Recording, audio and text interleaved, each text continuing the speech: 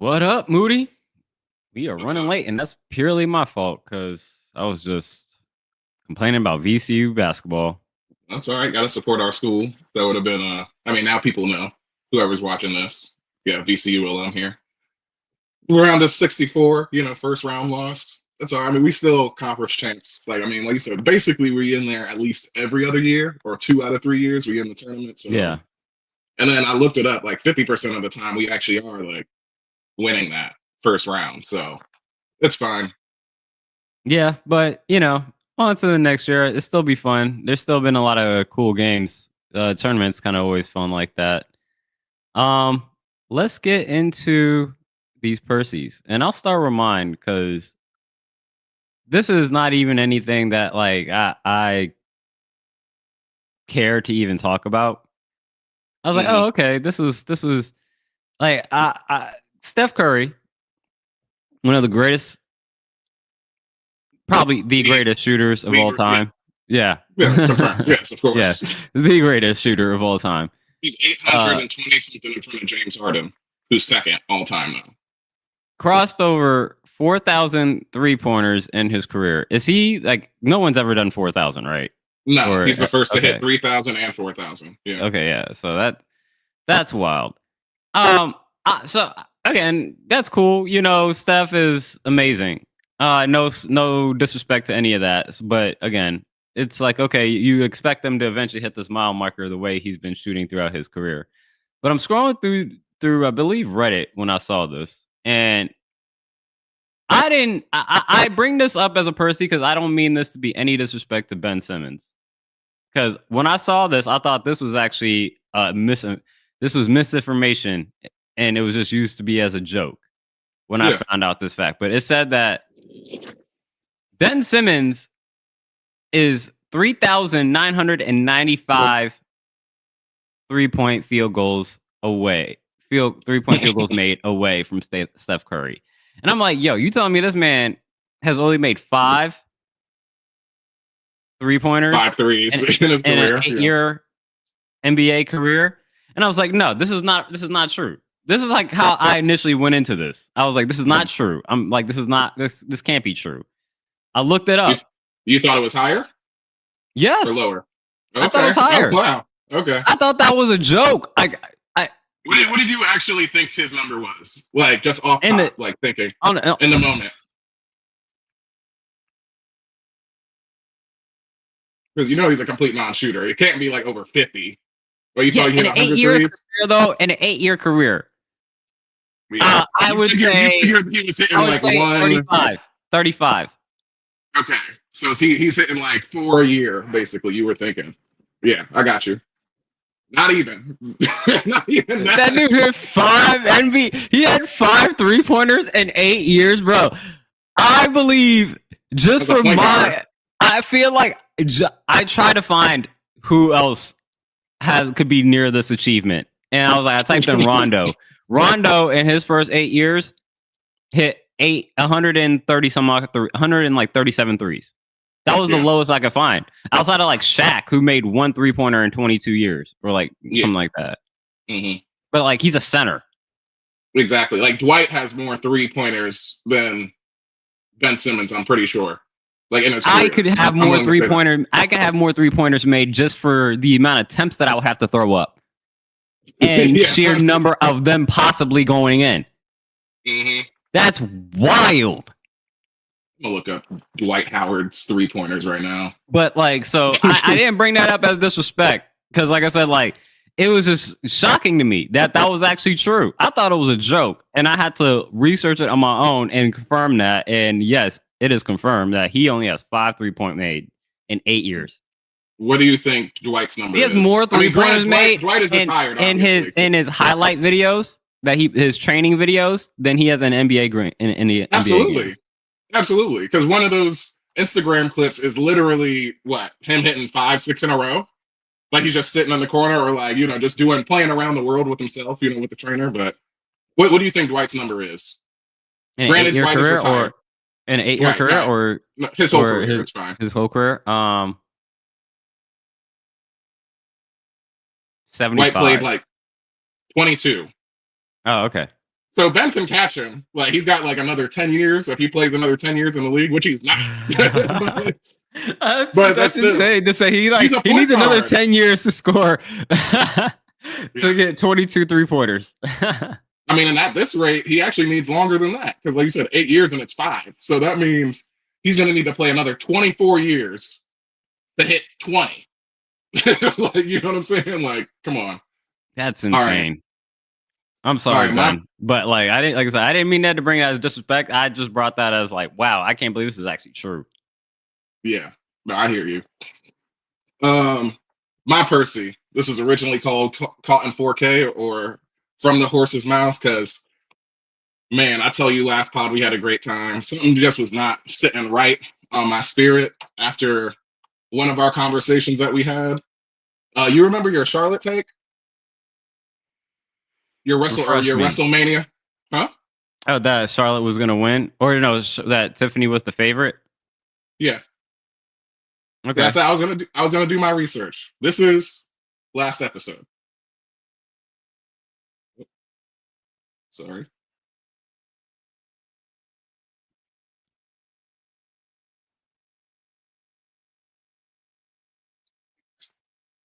Can you hear it?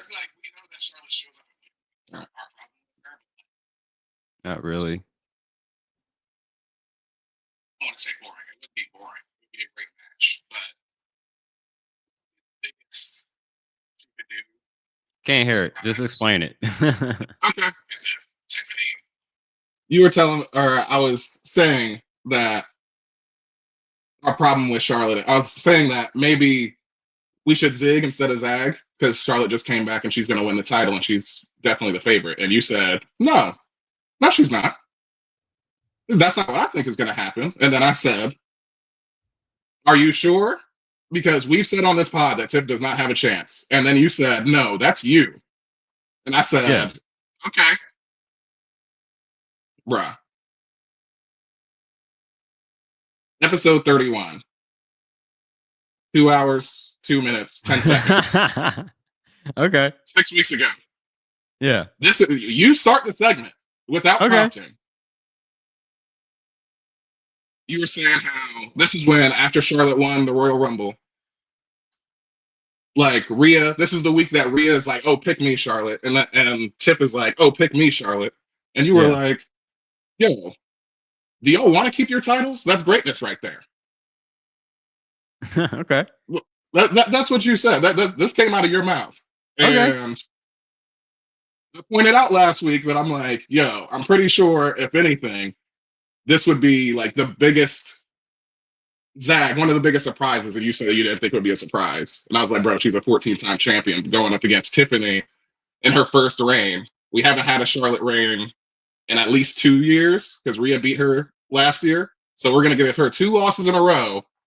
And she's a 14-time champion. And you were like, yeah, that's what I always thought was going to happen. I'm like, all right, bro. So I just had to make sure that I wasn't being intentionally gaslit because I was like, I told Trina in the car, she came to pick me up from work this week. And I was talking to her about this. And she was like, oh, you're going to text them about it? And I was like, no, I'm going to bring it up on the pod. And then she was like, well, what? And I was like, nah, at first I was going to send it to you after she said that. And I was like, nah, because you stirred my spirit up on the pod. I need to like let you know, like hold your feet to the fire a little bit. We gotta stay consistent up here. I have been correctly fact checked. And if I have to provide any defense to your argument, it would be at the time of what I was watching. Again, at that time, that first promo where like they're saying pick me. I'm like, yo, both of y'all, like as well as you guys are, and as great as you guys are. Who's anybody to be like, if that's like, and if this is like in the men's situation, right? And this is like Roman Reigns. Yeah. And like they're begging Roman Reigns to pick somebody, whoever it is, right? 2 people. It's like, are you stupid? Exactly. Imagine Montez in his first reign. Yeah. In his first reign, he's 3 months in. He's like, come on, Roman. What? So in that moment, even for Rhea, I'm like, yo, like, you're bugging out here. I get it, but you're bugging. You should be able to, like, you should be feeling no threat, and you shouldn't be begging as a champion, it just felt weird to see people begging Yeah. to have a challenger pick them. Yeah. So that's my argument there. And then now to see how this Tiffany and Charlotte storylines played out so far, and seeing Charlotte being dominant, that's where I've made that pivot and to say that this is where I want to say this is the importance of calling out. This is where I gave you room. I said this on the pod last week. I was like, maybe I'm exaggerating slightly because I said we didn't. And then I also probably didn't even remember what I said. I'll say that too. Yeah, but I was saying like, because this is the greatness of wrestling. The story changes week to week. So like, we're gonna get there. Obviously we cover SmackDown this week, but that's the thing about wrestling. But this entire time, at least on pod, we have been lockstep consistent, like Charlotte's winning, and up until last week for whatever the hell reason. So, and I get in the way. Right. Okay, yeah, we'll get. I hope you have it somewhere in your card somewhere that we talk about this. Did this happen? Did anything with them happen this week? They had a interview via satellite, confrontation. Like split screen thing. Okay. They weren't in the same spot, so we'll talk about it more. I'm glad that you use your Percy to be like, nah, I'm still talking about some wrestling and just clearing out on some podcast shit. Yeah, so. I'm just saying, you stuck your chest out on me, bro, and I'm sitting here like, bro, I know I'm not crazy. I was like, I know he said this shit, like, but I'm glad you went back and did the research. I'm saying, I'm glad you went back in the podcast. And I was gonna do it because I was like, nah, you ain't got me tweaking out here. Like, I know I'm not crazy. Oh, that's what's up, man. I really appreciate that. Like I said, I stand down. You're correct. Like I said, those were my arguments as to how I guess made that change. I guess I wasn't clear on that. Okay, you're saying in storyline now, and I forgot probably what I said back then. So sometimes we just talking. I'm just like, oh yeah, I'm just saying shit. So that's glad somebody's holding me down for what I'm saying. I guess I gotta be careful on what I say or stand down on what I say. Anyways. Anything else before, or should we get into the show into full? Nah, let's get into the show. Don't stand down. Doors opening. Step back to allow customers to exit.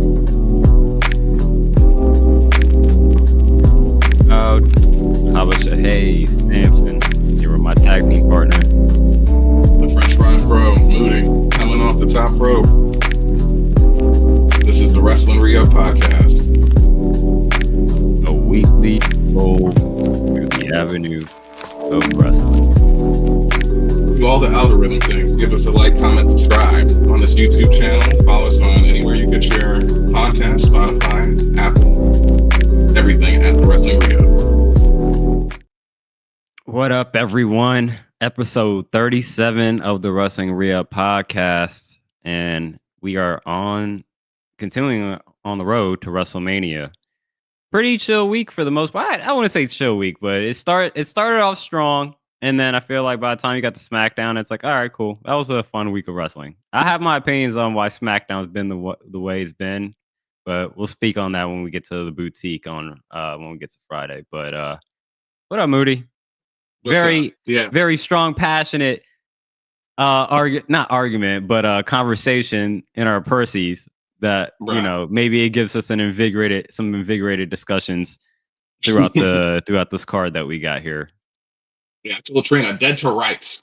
I got him dead to rights, bro. Like, what are you talking about? But yeah, we on our Sean Alexander episode, our Derek Fisher episode, Deion Sanders. Yep. Deion Sanders. What was that? Like Baltimore Ravens? Probably. Yeah. He's just thrown in there at the end, so. That's what's up. Yeah, it's a pretty clean week of wrestling this week. No major shows to speak of. But next week we do have Revolution. Yeah, or Dynasty. No, Dynasty. We just came off of Revolution, Dynasty, and then when we get into April, that'll be the start of a whole event type of wrestling series of stuff. So it'll just be pop-up shows every week. Seem like April will be the week of wrestling, month of wrestling. But as we said, we're on the road to WrestleMania, and the WWE is currently on a European tour. And so the flagship store is going international today. Well, most of the WWE shows have been international this week. And we had a show in Brussels late afternoon here on the East Coast. Belgium.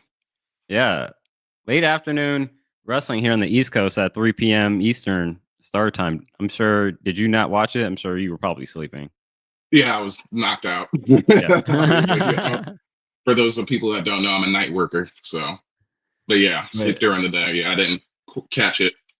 No, it was dope though. It was pretty dope to watch wrestling that early, like especially like Monday Night Raw, because we've done it obviously for certain pay-per-views or pop-up shows. Like whenever like they're in France or something like that, and it starts at like 1:00 or something like that. It's like, oh, okay, that's pretty dope. But never on a weekday where you could be like, oh yeah, Raw was at like 3:00 today. 3 a.m. Yeah, that's at 3 a.m. 3 p.m. Yeah, right in the afternoon. And so it was pretty dope. And let's start off with the biggest story of the week. And it was our primo for both of us. And that is the start of the show and John Cena. I was contemplating Top Shelf here. Yeah. I have a picking that just might as well jump into it. Just the one reason I felt like it wasn't Top Shelf is just because he didn't mention like The Rock at all. Like the promo was immaculate. You know what I'm saying? But at its core, it was just like, damn you people. Granted, it's a 20 years of like, damn you people. So that's why it's like pegging once again. Like, it's still going to be for sure nominated for like promo of the year, like the first heel promo from Cena. But I'm like, with the missing that little element, I think the moment at Royal Rumble just stands out more than this promo. Yeah. I mean, I understand people's, I guess, issues with the promo in certain aspects, but overall, I was a great fan of it. Even watching it, I loved it, and even in real time, I'm like, man, he spin facts. There's some bars in here, but to your point and to other people's point, is like, okay, some of it's like, bro, what are you talking about? What have you ever done for me? This, that, and the third, and some of it is just kind of like just still kind of cheap, not cheap, but level 1 heel work. Yeah, kind of. Yeah, digs at a crowd. Yeah, it's like all right, bro. Like that's where it's. This is where it's like, because it has been 20 years. Because it's John Cena. I think that's why it has weight. There's certain things that he says that like carry like very strong weight, and then there's some of it was just like, this is just me being like almost a character of a heel rather than like my heel feelings. But overall, I thought it was great. I agree with you. It doesn't really explain his alignment with The Rock and why he did what he did. Mm-hmm. But again, we got time. Yeah. So I'm in no rush. But it was great to see. And yeah, I mean, the audience reaction to it too was also great. I mean, mind you, obviously these are international shows, like, so all of them are just going to be off the chain regardless, just because they don't get shows that often. But no, the crowd was definitely into it, and I think I have a possible scenario of how WrestleMania is going to end. This would be like my fourth scenario ending situation. Okay. It wouldn't be my top one. I say, give me. I give this about a 3% chance of happening. Hey, give me your Charlie Day notes on the fucking wall behind you next pod. Like, hey, I gave you that Roman taking the title from Jay at Mania. No, so I'll throw this one out just because this is like a 3% chance happening. But like that kid that John Cena pointed at, and like they had that camera on there. He was all decked out in that John Cena gear. He's like, yeah, you too. We're breaking up. This, that, and the third. That kid, is costing John Cena the title at WrestleMania. Yeah, he has a fire extinguisher for some reason. Just he's going to come into the ring and low blow John Cena, and cost him the WWE Championship. Like it's going to come back full circle. It's going to come back full circle. That's kind of full circle. That's my three. That's not my main. That's not my main thought of how the championship match is going to end. But that is like a third. Like I said, that's my fourth scenario possibility ending of how WrestleMania between John Cena and Cody Rhodes. Yeah, so there's only 3 possible ones in front of that because 3% is significant, I would say, for that. Okay, maybe 1%. I'll say. Yeah. No, I'll give it 3 because the other ones are not that. Like I said, it's main. I have one certain way of how WrestleMania is going to end. Yeah, and it's going to be glorious. Okay. But yeah, other than that, yeah, I'm excited for the promo. I mean, the promo was great. John Cena was great. I'm excited to see what John Cena says next. I don't know when he's coming back. I don't know his schedule like that. I'm sure it's out there, but wherever he's going to be, and the next time he speaks, especially whenever especially if The Rock is there too, who knows what's going to happen? That's basically what's going to happen. But yeah, great overall. Yeah, there are some bars in there. Like my favorite part was the "What do we get? What do we get? You get nothing. You get no new merch. You're gonna buy it anyway." Like that was the highlight of the whole thing. But Cody your coming time out, is up. My time is now. That was good. Yeah. He's like, that's my voice on that song and stuff like that. That was all really good. Yeah. Exactly. Like I put the grind in. You know what I'm saying? Y'all gonna just ride this shit out. Oh well. And even Cody coming up, like calling him a whiny bitch. I'm like, all right, standard. You know what I'm saying?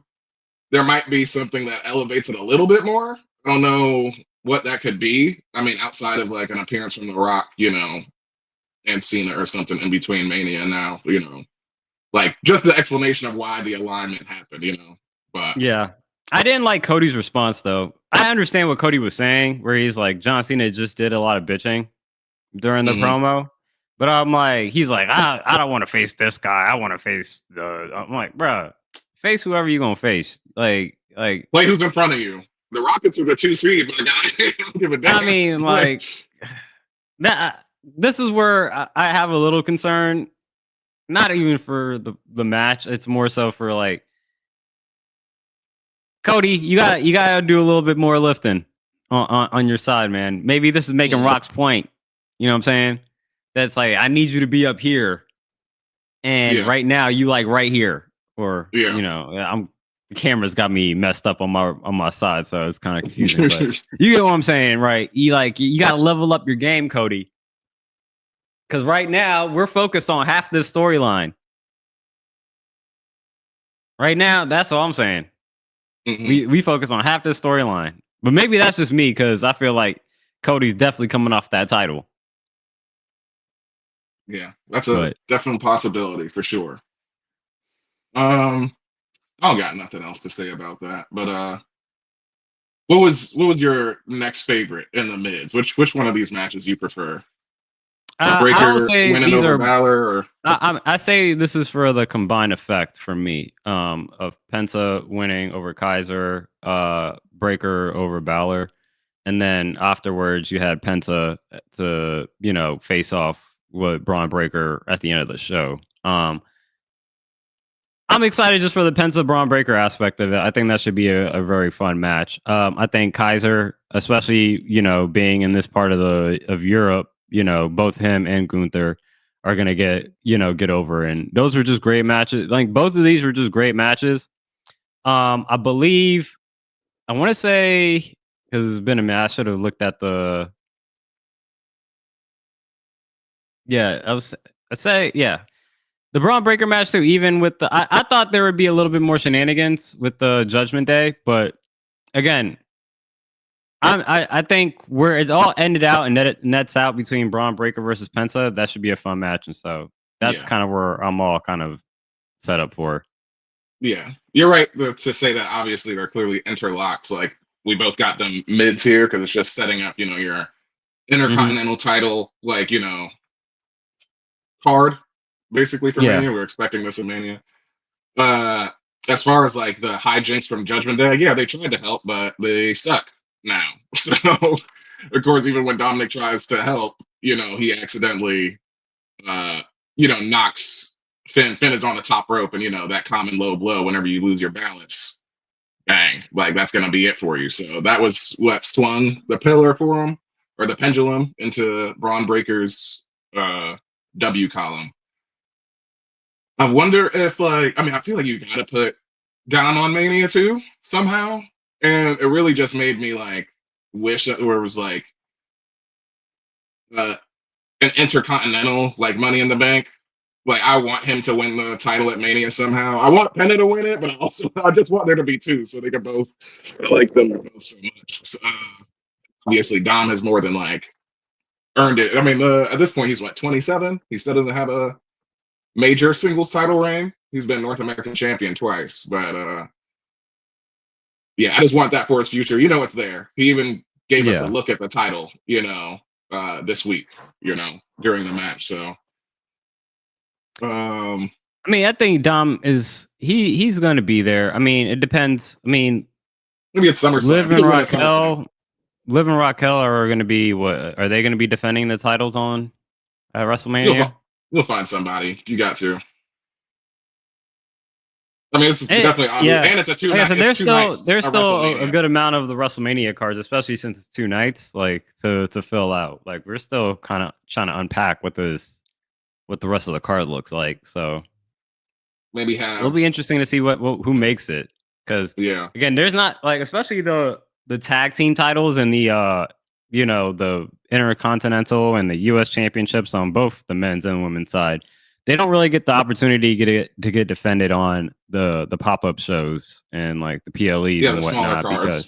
Because like they'll usually just do it like on the Friday night SmackDown beforehand or something like that, because like it'll be in the same city or whatnot. So hopefully they get on the card. But I know there's also been talk about like, is WrestleMania gonna have too many multi-person matches? You mean like triple threats and stuff? Yeah, triple threats, 4-ways, and things of that nature. And is it like, how many are we gonna be missing out on not having enough singles matches? I can hear that. I mean, I think that's just a matter of us like still like everything not being solidified. I mean, because there obviously everything, it is feasible that this Intercontinental title match by the time we get to Mania is even a fatal 4-way. That's feasible. Like not just a triple threat, but it could be a 4-way. The women's like Intercontinental title, I mean, right now there's like a loose booking of like, Becky Lynch returning. So I think that would be enough to like carry that. But, it seems like just cyclic, at least as far as what they've done with like the women's mid-card titles. Like, Chelsea Green is constantly fighting Leechin, and Lyra is constantly fighting Dakota, and just now getting to like Ivy Nile. So I think it goes to like kind of like what you said, either the SmackDown before Mania or Raw after Mania. You know what I'm saying? That's where you're going to have to like filter that out. And that's why I also asked you last week, do you think that Jade and Naomi get on the card for Mania? I would think so, because you want to still make Jade a big deal. But I think it's like right on that kind of line. But there's no title there. You know what I'm saying? We just have to like believe this blood feud. Which, I mean, I think they'll probably turn that into like, especially, we'll get to when we get to SmackDown, but the way this seems like that feud is going to be headed, I wouldn't be surprised if that's like a street fight or some sort. I mean, I don't have just to like surmise my point to answer your question, is like I don't have a problem with like multi-man matches like going into triple threats or fatal 4-ways. Granted, I understand you don't want like, it's not going to be half the card like that. You know what I'm saying? I think it'll feel that way because we care the most about the titles, and those matches could end up being like multi-man. Or I mean, you got Cena, or not Cena. The effective number one contender like Seth, CM Punk, and Roman. That's a triple threat. You got a possible like Becky Lynch returning, like with Ivy Nile and Lyra Valkyria for Intercontinental Championship. You got we want to see. You're not putting that's not be a multi-man. That'd just be Becky versus Lyra. Well, yeah, true. I'm just saying that on the screen right now it's Ivy Nile. So it's like we're not ignoring her. You know what I'm saying? That's what we see. So I'm just saying it's the possibility. And we even talked about we want to see TLC 3. You know what I'm saying? Like give us all the fucking tag teams from SmackDown in a TLC match. We're ready for that. So I ain't got a problem with it as long as like it makes sense. I agree that like a Becky returning at the beginning of the match and making it a triple threat, that's kind of convoluted. But Becky is one of the most popular women in wrestling. So that pop of her return is going to be enough to carry that match. You know what I mean? So Yeah, I don't I have just an figure issue that with it. Dakota's already lost to Lyra Twice. and then Yeah. Ivy probably will lose to Dakota in the next coming weeks.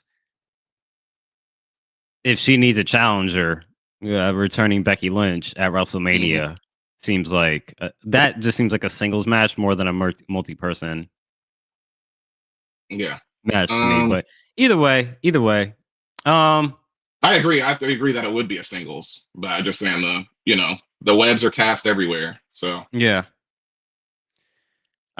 Anything else you want to speak on between these mids? Either one specifically, Breaker, Balor, Penta, Kaiser? Not really. I mean, like I said, we basically had the Intercontinental title situation conversation. Yeah.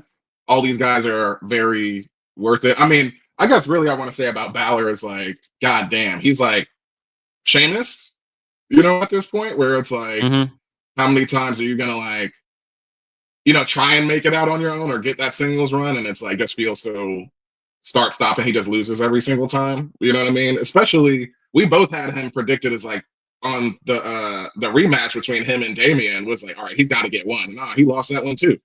And it's all right, well, he ain't gonna be in the title picture. You know what I'm saying? So Penta is a brand new toy. Ludwig is in his physical prime, and so is Braun Breaker. Finn is the elder statesman in this area. So I want him to fail upwards, but it's hard to see that, when we just see him taking L's all the time. So what I'm excited most about this is just there's storyline progression, because we've seen Penta kind of just go through a gauntlet. Well, I guess not a gauntlet, but I mean, no, he went through Gable, he went through Kaiser, he's went through Pete Dunne, and so okay, you've done these, few people for the last few months that you've been for the first few months that you've been here. Braun Breaker has been kind of on, just cycling through people as well. The fact that it ends with them having the stare down and then, assuming that this is going to be a WrestleMania matchup, Braun Breaker versus Penta for the Intercontinental title, that's going to be pretty dope. And so I just like to end that there's actual storyline progression that kind of leads to both of these guys. And it's okay, yeah, I'll be excited for this match. This will be a very fun match and a test of two different styles. And so, something to look forward to for WrestleMania. Let's get to the shakes. I will start with mine. I mean, you have one extra one on me, but we'll talk about the contract signing between Io Sky and Bianca. Then Rhea Ripley introduces herself into the conflict, and so my thing is, so Io and Bianca signed the contracts with their names on it. The whole segment should pretty much is already done, and then Rhea comes through, and then she ends up grabbing the contract and signing it. And my thing is, I'm like, Rhea, do you not understand how contracts work? Because it doesn't matter that your signature is on it. There's nothing else on this document that has your name on it. Just because your signature is on it doesn't mean anything. Consuming this is WWE is owned by TKO. A real owning UFC also. Champion's name is going to be printed on the contract, before the match. Challenger's name is going to be printed on the name on the contract as a challenger. There's no extra spot. So for a blank I'm saying if Rhea Ripley was about to sign her WWE extension, right? And then all of a sudden I run up behind her and knock her out bam. And then get up behind her computer and then sign her name, sign my name. Yeah, a 24/7 title, sign my name. I'm am I now Rhea Ripley? Yeah. Did I take her money? Did I take the extension? Okay, cool. I mean, that's just possibly. Remember, we had WWE rules, right? we had what's that guy's name? Like Lee Ellsworth in the women's division, basically for like a year with Carmella. Yeah. Remember that? Like that was abysmal. I But yeah, he get was how effectively we the want to women's get division, so to a maybe- situation of Rhea, Io, and Bianca in a triple threat match. This is illogical. This is The only thing cartoony that makes indies. the only This thing is that's Attitude making Era sense shit. the only thing that makes sense is that both Bianca and Io have a reason to want Bianca to want to have Rhea in this match. Yeah. Because I mean they shouldn't want to because it would, you know, make the odds drastic go down, as you know Scott Steiner would say in his math. But yeah. I hope they don't allow this contract shenanigans to be the root of how Rhea gets in, and there's more. It's more of a Bianca and Io demand. Yeah. Than But just it because they is- want to beat her ass too. Yeah. Yeah. Then like, well, she signed the contract. I'm like, don't tell me that. Sorry, go ahead. That's my whole rant on the contract. No, you're right. I mean, just to add to that point, I mean, there was another segment, a backstage segment, where they continued to scrap. You know what I'm saying? Mhm. Like even after that. So, but just to add to this, you know, segment of the point, you know, I had this written on here. It's like, wow, that table didn't break. Yeah. Because like as she attacks, you know, she sets Bianca on the table already. You know, Mhm. after like power bombing her, she hits her. I forget what she hits her with. Headbutt. It doesn't really matter. But Bianca is laying on the table, and we know that the tables are gimmicks. So already, like it's already in my head when a person is laying on the table like just a little too long. You know what I'm saying? There's nothing worse than that. Like when the table just breaks like before it's supposed to, like so flimsy. It's just like, bro, what? But Bianca's laying on the table, and then Io somehow, I'm gonna give the credit to Io because you know, fuck it. Like out of the three, even all three are amazing. She's able to like warp her weight somehow into a power bomb, hitting Bianca onto a table, not breaking, and just laying splayed out. Because my thought was, you gonna roll off of her? But it's just like Io clearly like balancing her weight like in her upper body just to stay on the table. And I'm like, that's a strong ass table. That's another one of those. I was like, if I remember correctly, I'm like, I thought Rio had the same reaction as you. Like, wow, that table didn't break. Exactly. It's like that because I'm pretty sure that table was supposed to break, and then it was like, oh well, that didn't break. So I forget what other wrestling fan media like has this drop, but like one of them, like whenever that happens, they just say, Yeah. "I am the table." Like the table just being the superstar of the show, like not breaking for whatever reason. But that's hilarious. yeah, my next shake is Chad Gable's very flimsy, plausible deniability, because this week we had American Made in a match against LWO, correct? Yeah. Yeah, LWO, where El Gringo Suelo attacks again. They gave him an actual name, though, right? He's the Yeah, I'm looking it up right now. He is Americano guy. oh wait, is it a Lucha Grande Americana? Americano. Okay, big American. Okay, sure. So, but Grande Americano attacks, and later on, or like you know, does all of Chad Gable's moveset. You know, the stalling deadlift Germans, diving headbutt. The only person in modern, you know, when I think of diving headbutts from the top rope, it's literally him and Benoit, and that's it. Mhm. But so, and not to even mention that he's the same build and wearing basically like a blue Nike Tech, like a royal blue Nike Tech. And later on, we see Chad Gable talking to American Made backstage, like, yo, what happened out there? Chad Gable has on a blue Nike Tech. Like, you know what I'm saying? He got the same shoes on, like the red and yellow shoes. You see him come from the background into the foreground to talk to American Made. And I'm like, bruh. Okay, I understand Grande Americano got arrested last week while Chad Gable was clearly, you know, on camera. But I'm like, this is still flimsy. I don't care. This you're telling me that this is you seen, I mean, I know you're a cinephile. You've seen The Prestige, right? No, About the I know of it. magicians. Oh, really? No, I Christian haven't. Bale and stuff.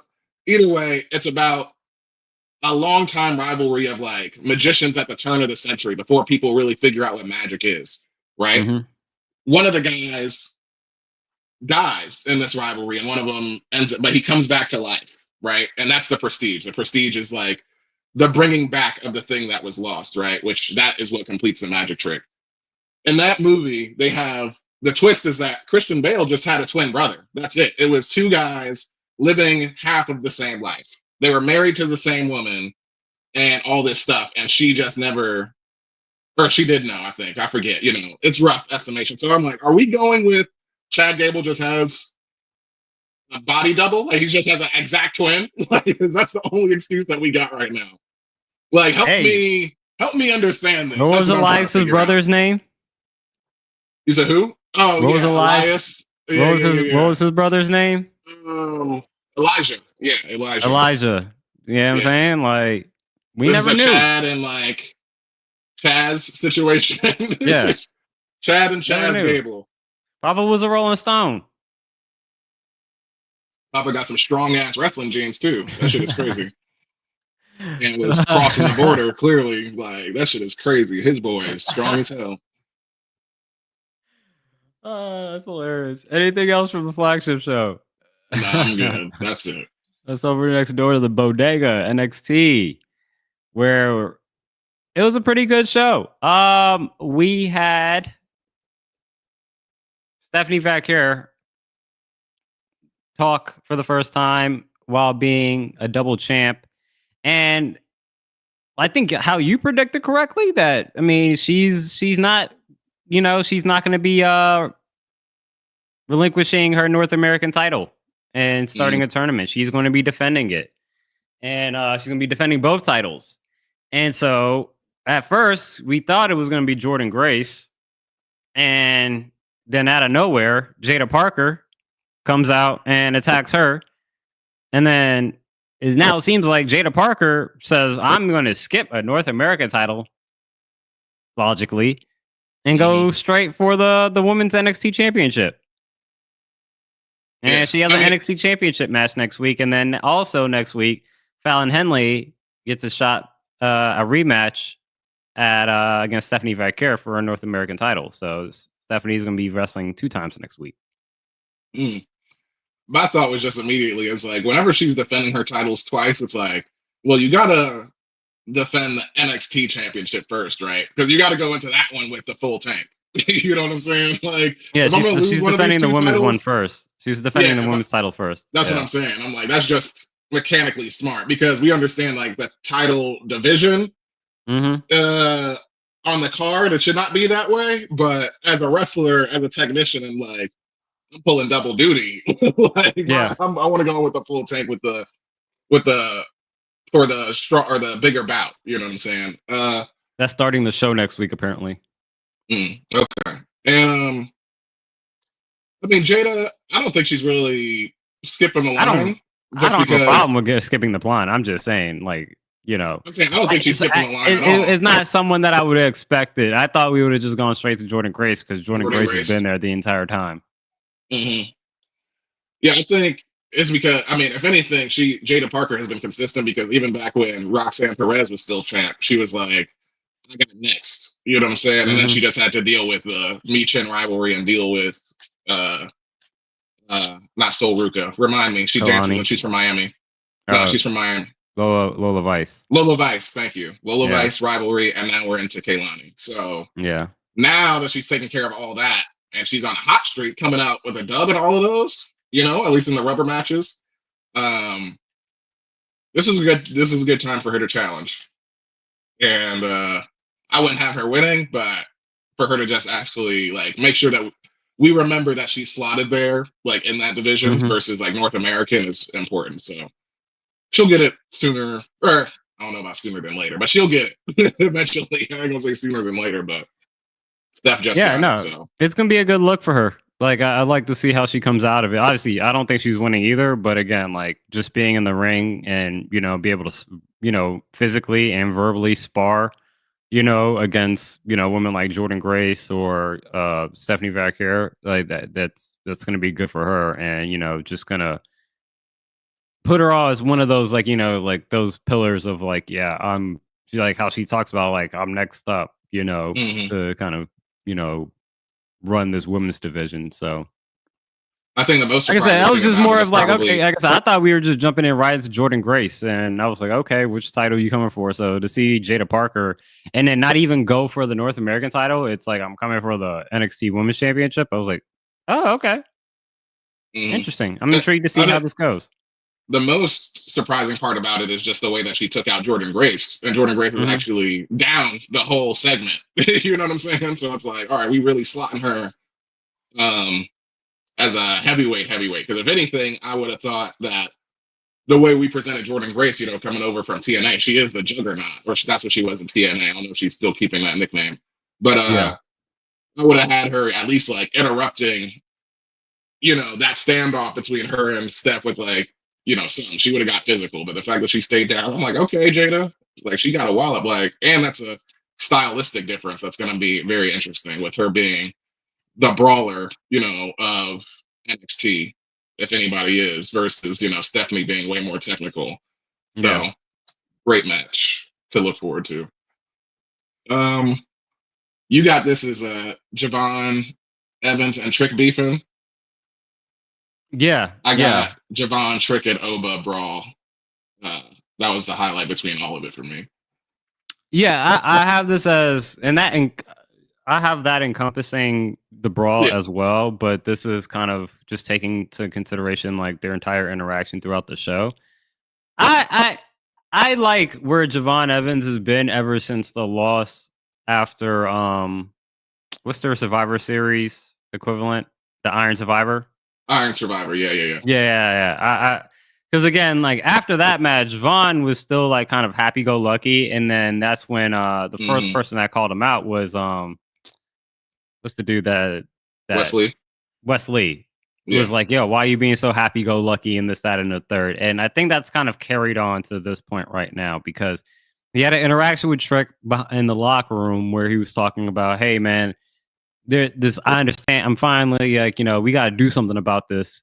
We got to stick together, this, that, and the third with the, with this mass team at this time because we didn't know what their name was. Now the Dark State. Um, just jumping people like me. They jump Oba, they jump Fraxium, and then Trick was like, "Bro, what are you talking about? We?" And then getting in his face and saying like, "You never gonna Hmm. be champion. We never gonna be the same. This, that, and the third." And then it was just like, bro, first of all, Trick, why are you being disrespectful like that? Second of all, like Javon, like I'm glad that Javon don't take no shit from nobody.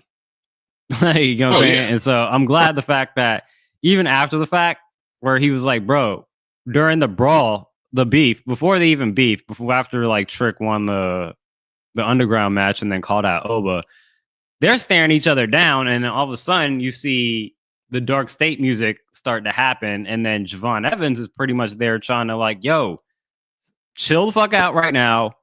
Let's handle this shit with these dudes. And Yeah. then Trick is the one that was like that knocked him away. And so Hmm. I like to see where this is heading between with Trick and Javon Evans. And I think Javon Evans could come out of this looking like, yo, establishing himself as basically the next up in the, Hmm. the NXT, men's division, and then basically using this as a send off for Trick. It's like your Yeah. time is up. You need to go. This is we done with you, I've bro. been saying that. Yeah, no, I get it. I'm saying, but like, Yeah. if you're So gonna do it, that'd be a good way to do it with Javon Evans, kind of saying that, like, yo, man, like, if you're not about this, you need to bounce, and I'm gonna be the one to personally do it for you. yeah, And and then I'm gonna go after Oba and come after that title. great summation of that. Just to like, yeah, this is proof of Sean not seeing color, right? Because this is just how you. I love how like not seeing color is just going to be a joke from now on. But Yeah, building up, we just talked about building up Jada and like the rivalry she's had. And if I remember correctly, like I said, with him being happy-go-lucky and transitioning into now, you got Wesley, you got Sean Spears coming back, and crap, Ethan Page. You know, he just got done with Ethan Page. Without it's been his most serious rivalry up until this point. Yeah, with Trick, like I would have that also the same way because I'm like, yo, Trick, you got to get the fuck out of here. He's losing that stand and deliver. You know, no matter what, his shoulders will be on the match. I'm willing to bet. But yeah, that's the way you can build Javon up. Javon is tall, and you know he still is wiry, but you notice obviously NXT that's not full of big guys, which is why Oba, you know, stands out so much as champion. I mean, Tony D'Angelo, I think that's why their North American title, you know, rivalry was so great, you know, big meat slapping meat, right? So, but Javon, he's been putting some weight on, you know what I'm saying? And I could see it in a world where he hits like, you know, a solid 210, 220, because I don't know what Trick is. I'm sure Trick probably weighs that about right now. I know Trick is 6'4". So I'm gonna look up his height and weight, but he already is starting to look like a guy, considering he's only still not even legal to drink yet.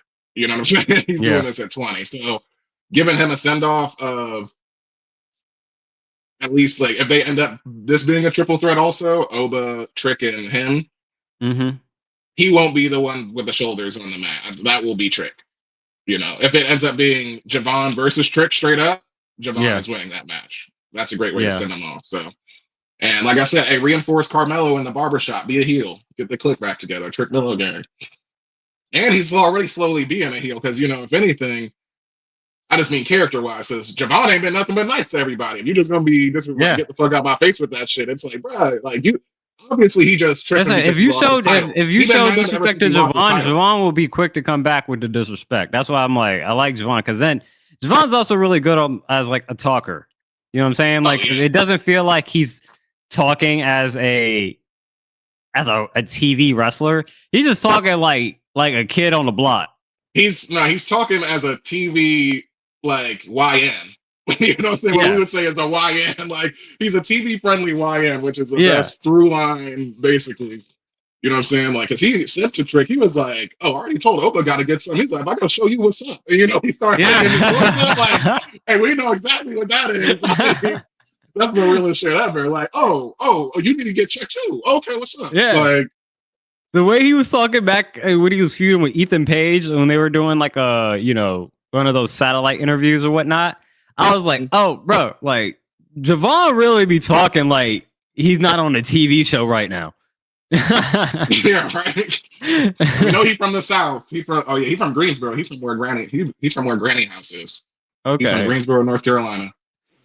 But overall, I'm really excited to see how that turns out. I was disappointed with the underground match. Well, how quick it was, or just like the intensity, or how quick? Yeah, I don't like I thought we were building good reputation with the underground match, and so just to see me kind of just a quick fight, like you blinked and you missed it.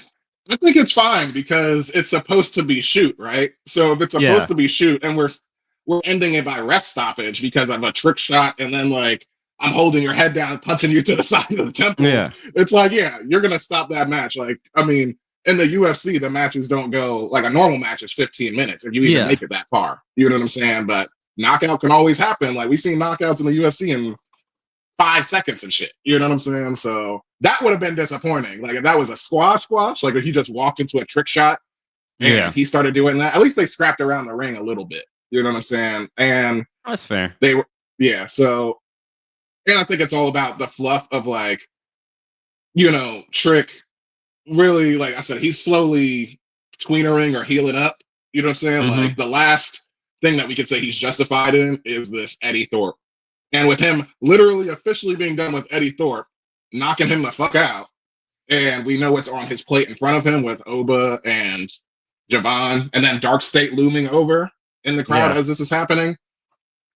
I'm like, okay. What do you? But he's still losing. He's still gonna get out of here. What do you think of the idea or the rumor that Trick is the leader of the Dark State?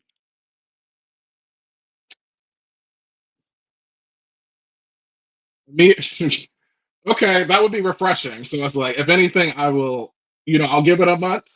Like, what's this hitting on?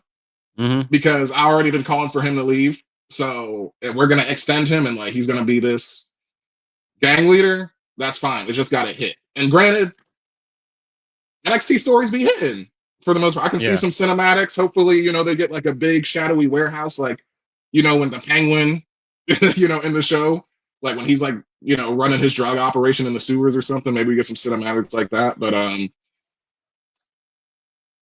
how many? All right, really, I would think. All right, so how many title matches does that set up? Well, you get 2 more title matches out of Dark State pushing him, or like putting him over. Yeah. Because I would and then think, I can see like an Edge getting kicked out of Judgment Day type of situation. Like, it doesn't have to be a long thing, but it could be like somebody within the 4. Edge lasted like a few, like 4 months or something. I don't know. In Judgment Day, I don't know how long he was around. It felt like maybe he started 6 it, months. and then he started it, and then like it was like 3 months. Yeah, it wasn't even that long. So all right, if you telling me we're gonna extend him to SummerSlam specifically, because that's 4 months after, like August time, fine. He better be fucking in like the main roster. I mean, that's if like obviously he's the leader. Because like I said, I'm already like, yo, you're not cooked, but he's done everything he can do, literally. Except for be, the most reigning NXT champion with 3 times or something like that. Yeah. That's all you can do, so. I mean, it gives Oba, it neutralizes Oba, or neuters Oba a little bit, because he is such a dominant force. So if you got, a whole gang backing somebody up, sure. All right, you can stretch us out a bit. Maybe he does win the title back and Oba gets it back, but I don't know. We'll see. I would hope not. I'll hope not. I say it was just a rumor. It's just a rumor out there. I don't know if that's a fact or anything like that, but some people have been noticing some things with Trick and trying to connect it to the Dark State and whatnot. So it's like, okay, we'll see what comes out of it. I don't have an opinion of it as of right now. I rather, again, I'm like you. I'm like, Trick should be working his way towards the main roster and not extending his time on NXT, but I can understand why you'd want to keep, because like, okay, if Trick goes, like, who's filling that spot? Javon's not as big, but he's definitely going to be in the title picture. He's already was challenging for North America, and maybe they're just pushing him up because he's so over with the crowd, Yeah, I feel like there'd be. Javon's been there for a little bit, that he has some name recognition. I guess it's somebody that you gotta like bring up. I guess would Ricky? it be an Eddie Thorpe? I guess Ricky, but yeah, Ricky it depends on Sainz. like Ricky. I'm calling Ricky winning the title next year at Stand and Deliver, because it's in Yeah. New Orleans, so that's the time for him to win. Maybe Eddie Thorpe, but failing upwards, that's a thing. I mean, he could be slotted into there, because that was the most significant thing that Eddie Thorpe has done. I mean, at least to me, was the Trick Williams, rivalry that he's had recently. Yeah, or maybe there's somebody within the thing. system that we're not familiar with that they're pretty high on. I don't know, but I'm just saying it's easy to say like Trick should be going to the main roster, but sometimes you gotta be also like, even if we have Javon and we have Ethan Page and we have Ricky Saints and we have Obafemi, like, it's like a roster, right? It's like, if we take this guy off the roster, who are we replacing him with, or how many pieces do we need to put here to replace him? Because it's not always going to be like a one person just replaces one person. It's like, well, what did Trick do that we now need to replace within this structure of the main roster, of the main event roster for NXT? So I think the not my decision, but it's easier said than done.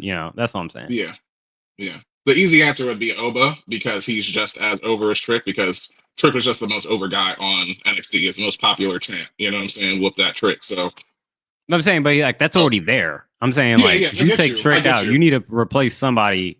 You need to either find somebody that can equally replace Trick, or you believe that can equally replace him, or a couple, 2 or 3 people that could possibly. In due time, that can get you that.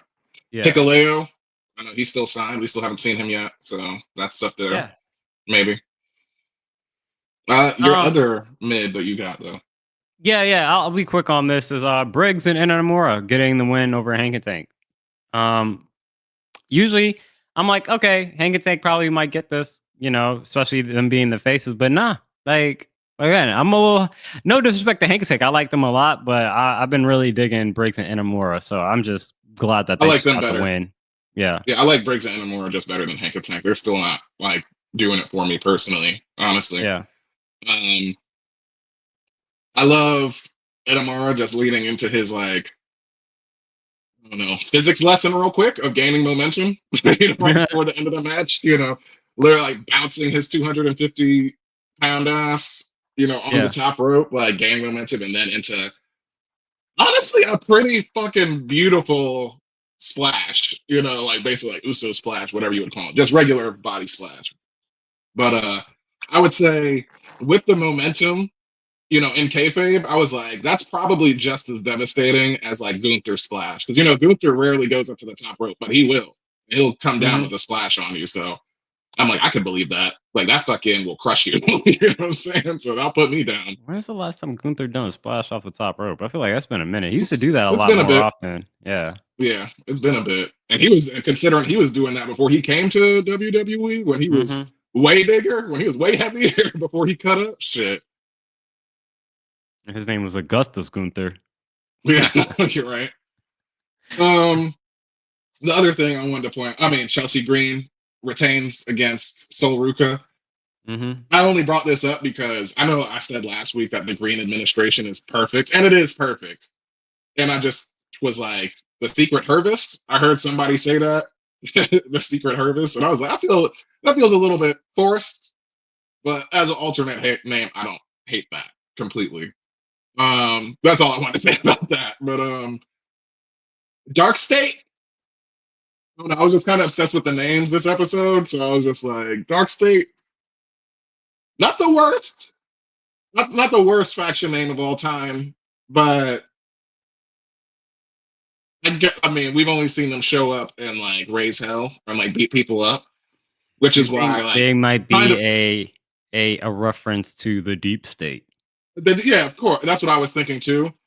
And I also liked the fact that they have just been raising hell, so when they saw like the three-way fight, they didn't come and Hmm. fuck shit up. Like they were applauding, like, oh, y'all niggas fighting each other, like y'all doing our job for us. Like so, I appreciate that about them, but that really just makes me want to know their mission statement, and I hope this is not a NXT level retribution situation. I'm sure that's what That's where it's effectively it's headed starting right off now. as. That's where it's heading. That's where it's heading for sure. But yeah, my last shake that I have, I care about the relationships in wrestling.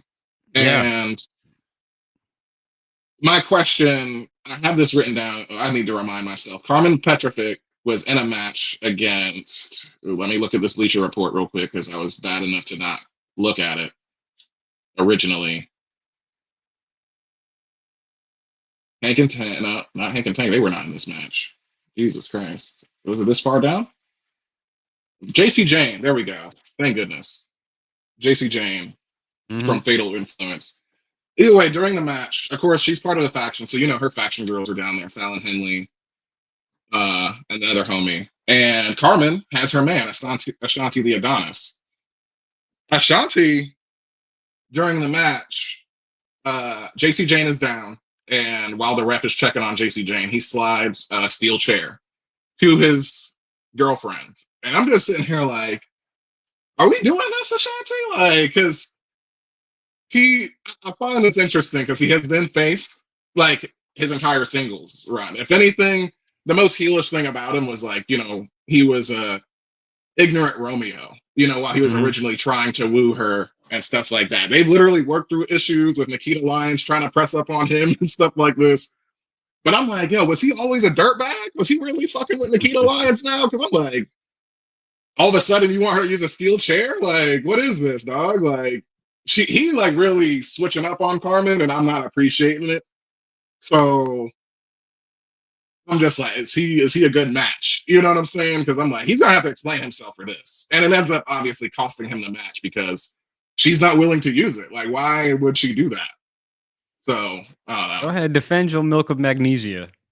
I'm defending the storyline. Like I said, this is great. Hopefully they keep on with this storyline. And like I said, Ashanti, this is his milk of magnesia. He trying to help his woman out. He just thought a steel chair would help.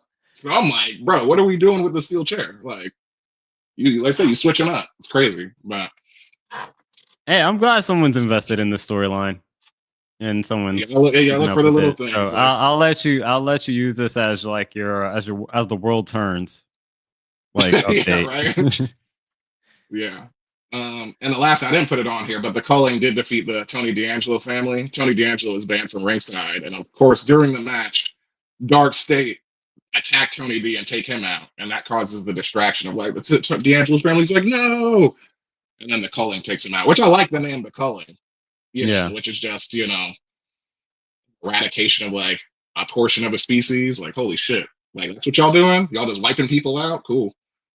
When And it's Javon punchy, Evans was you know what I'm talking saying? about the Dark State taking out like people during during the show, he started off. He's like, "Look, the Dark State they took out me, they took out Obafemi," and I was like, "Oh, so." And then I'm like, okay, maybe they also probably took out Trick. I'm like, okay, maybe they got a thing against black people.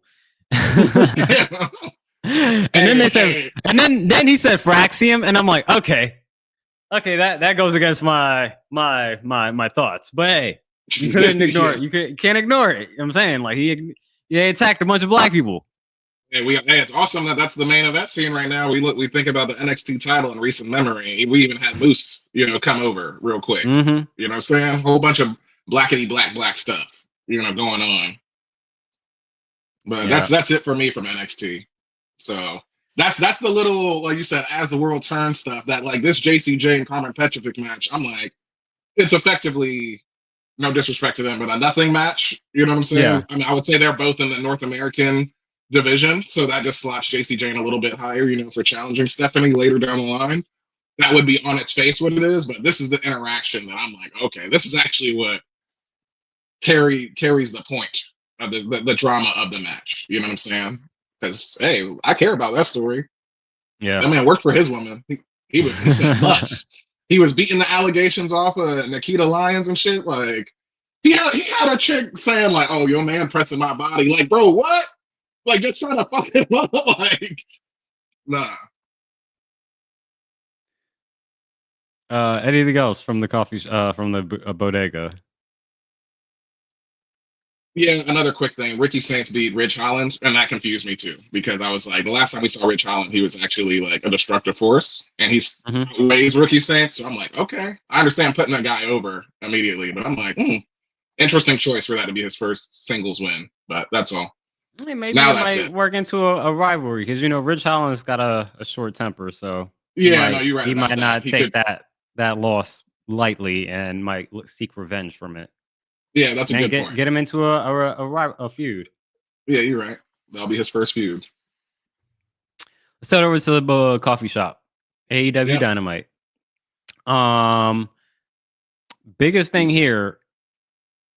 You had it at top shelf. I felt like I couldn't put it no lower than a primo because it would be disrespectful if I just put it at mid. Because I'm like, the match itself, I'm like, I don't really care for Cope versus Moxley at this point. It's like 3 times. It's like, all right, cool.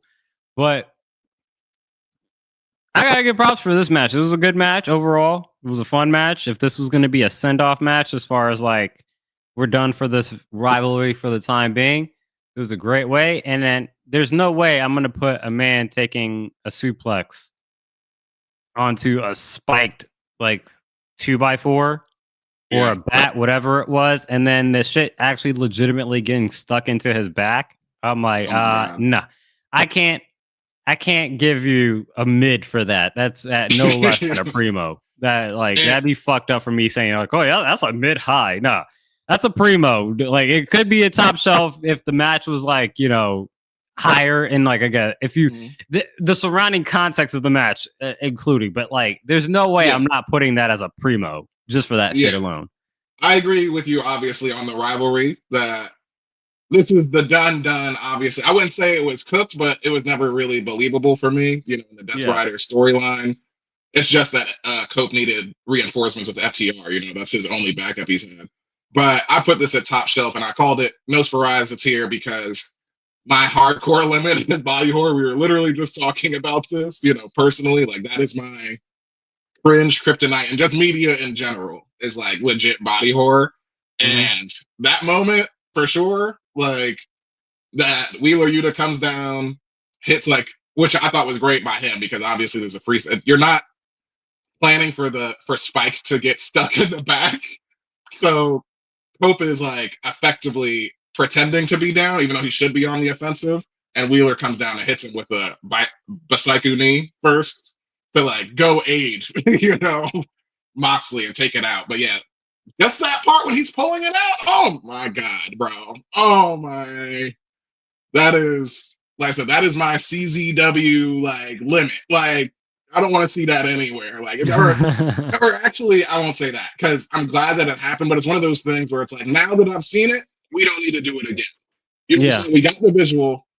We don't need to see, I forget, I think it was Kaz or Shoes that said it, but we don't need to see Mick Foley fall off the top of the Hell in a Cell again.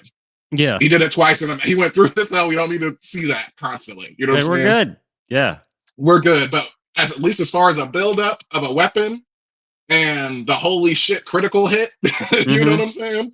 Because even like the prior hit, when he hits him to the stomach and to the back, that's where I'm thinking like, all right, that's as far as it's going to go, and that was a great sell because you're thinking like, obviously in physics, you talk about surface area. That's how, yogis can lay on a bed of nails and stuff like that. Mind over matter, all that shit. But when you apply the force of gravity and 240 or 50 pounds, however much Mox weighs, and drop it on, like, yeah, that shit was. So I agree. The match itself, primo for the moment. This is like for me, OMG moment of the year. Yeah, that's in the uppies. Definitely. That's nominated off top. That's nominated. The OMG holy shit moment of like, what the?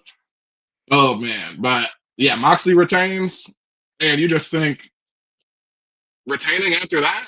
We didn't even talk about him getting speared through a table and all that shit. This is what hijacked the match in total, because even the crowd there, you heard their like collective grimace. They weren't out of it, I don't think, but they were like, holy just like me. You know what I'm saying? That's like, whew. And it's funny, just to continue this, point of my body horror and shit. Like after this, I was like, maybe I should just watch The Substance. Just so I can like have a bad week, you know what I'm saying? And just get like two cringy ass body horror moments out for the year, like right now. Like after watching this and I wasn't ready for it, maybe I'll just go ahead and watch The Substance. But yeah. So, yeah, I said The Substance, like it's there's pretty much do you even like seeing needles going to somebody? That's my phobia. That's called trypanophobia, the fear of needles. But it's really more so. It's really more so for me. It's like the fear of foreign objects, like breaking. Yeah. It's like the sanctity of the body. You know what I'm saying? Like that's why I can't fuck with that. Like basic piercings I can fuck with, but there's gonna be some things in like the Substance, in The Substance that will definitely have you looking away because it's like surgery too much. Like surgery, shit like that. I said, like it'll be The Substance will be a hard watch through, but overall, like that's still one of my favorite movies of last year. So we'll get it eventually. Instead, I watched Sonora this week, so that was good. We'll talk about that more off pod. Yeah. I'll hold on to the take, but I watched Sonora literally just last night. So, my other primo for the week, which I don't know why I said it was Megan Bayne over Thunder Rosa. I could have sworn it was Thunder Rosa, but no, she was facing Chris Statlander. But yeah, Megan Bayne over Chris Statlander. That was a great match. Especially for someone that still looking at like Megan Bayne for the first time and whatnot. I thought she looked very much credible as a threat. Oh, very much so. Way bigger than Tony. Yeah, and so no, it was a great show out for her. And then again, getting the win over Chris Statlander, I believe it was a clean, definite victory over her too. So it was like, all right, Tony was right there the whole time, kind of, eyeballing the match and whatnot. So overall, again, surprised that like it happened so quickly. Like I said last week, that after Tony's promo, she gets attacked by Megan Bayne. But again, in 2 weeks, you've done a good job of selling me that Megan Bayne should be in this position. So I'm looking forward to seeing what happens. She's been nothing but impactful since the day that she's shown up, and like for her to, like you said, beat Chris Statlander straight up, she's basically been the day one safe hands powerhouse. Like she's been like one of the bigger girls up here. Like now we got like Willow. Willow's got. I'm sure she'll be challenging soon also. But as far as like walking around as a unit, looking like a Jade, Charlotte, Chris type of division, it's like, oh yeah, holy shit, she's standing on her own now. I like the finisher name, Fate's Descent. That's her F5, Fate's Descent. Hit her with that shit twice. Hit her with it on the outside and on the inside of the ring. Beat Chris Statlander. That's a former TNT champion or TBS champion. So, Tony Storm promo, standard. All the funny sexual innuendos that you could ask for. I'm gonna be leaving Dynasty with this strap on. Talking about fucking her as a fight. The whole Deadpool and Wolverine. Sex as or fighting as a sex metaphor. She does it better than anyone. But good standard stuff. But yeah, Megan Brand has been impressive. I'm appreciating this push. I also agree with you that was primo. My last primo, I call this the Whisper of Galactus. So Mercedes Moné has defends her title against Billy Starks. Billy Starks from Ring of Honor, right? And of course, Billy, like I said, her whole story is that like Athena says that she sucks. And that's why she's been put in minion training. And because Billy has already been challenged, or has challenged twice for the Ring of Honor women's title, obviously hasn't won.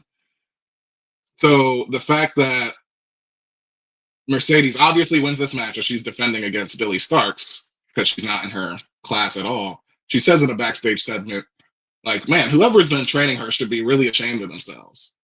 I said, what? Mercedes? What did you say? I know you ain't talking about the fallen goddess, the forever champion, the minion overlord. Over 800 days. And granted, right now, we see Mercedes is in her belt collector era. So if she has, eyes on another one, bro, you talk about a dream match.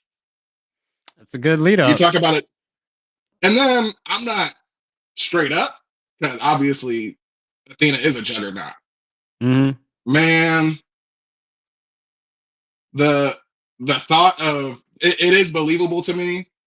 If anybody's going to take a break, just like Roman held it 3.5 years. This man is allowed to like take a break. You know what I'm saying?